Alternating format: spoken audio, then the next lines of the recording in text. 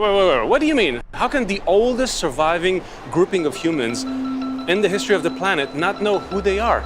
I mean, they're a race, right? Because if your mom's a Jew, you're a Jew. But actually, there were times in history where if your father was Jewish, you were also Jewish. And clearly, all you have to do is take one look at Jews and see they're a hodgepodge of races.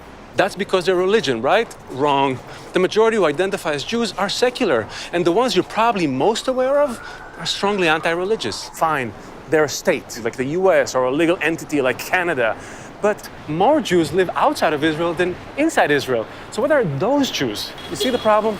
Every definition is a contradiction. You know, they're pacifists and they're warmongers. They're capitalist exploiters and they're revolutionary communists. They only keep to themselves, and yet they threaten racial purity through intermarriage. They killed Christ and they invented Christianity. They're the chosen people mentality, and they have this inferiority complex.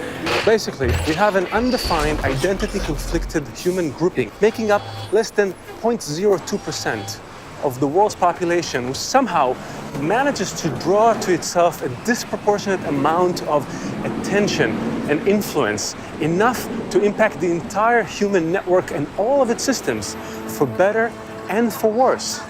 And we don't really know who they are. That's what makes us so suspicious, right? Talking about that makes us squeamish. But look, if we're going to figure it out, we have to stop saying it's not true. It is true. But why? How come? What for?